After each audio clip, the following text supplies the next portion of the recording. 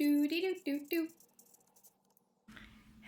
So I'm about to go and do some shopping for the week. I usually try and do one sort of bulk shop every week because I also have to go and drop off my compost, and the place that I drop off my compost is the same place that I get all of my food because, well, all of my dry food, because that is a beautiful bulk co-op store in Kuala Lumpur, which is where I live. So they happen to be conveniently in the same place. So I do that once a week.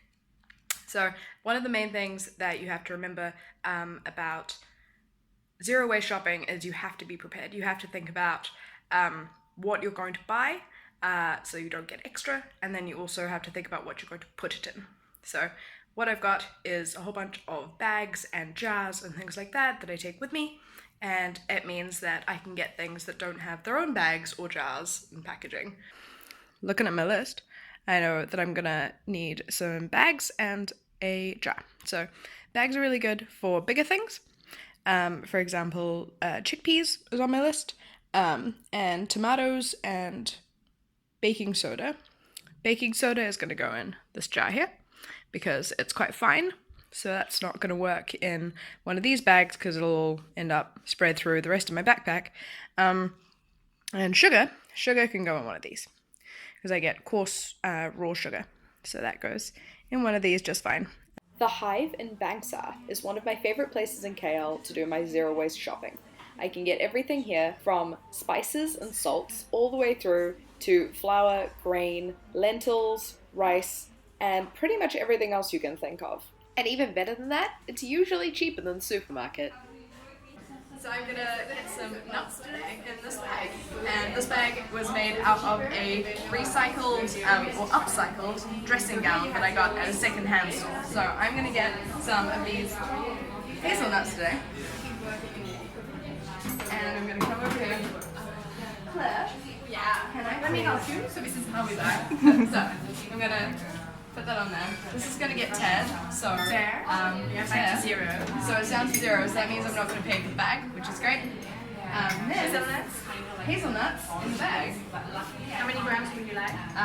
Pretty much full would be awesome. Like halfway full, because I've just realized I don't have anywhere to tie it. 200. Perfect. Great. So that then just gets tied up, because we don't want to use any ties. And Claire is going to tell me how much it costs. Okay, so 200 is 12 ringgit.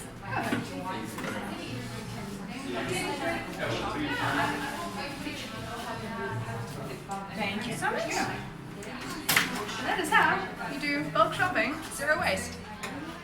Supermarkets here in Kuala Lumpur are pretty terrible for wrapping almost everything in plastic.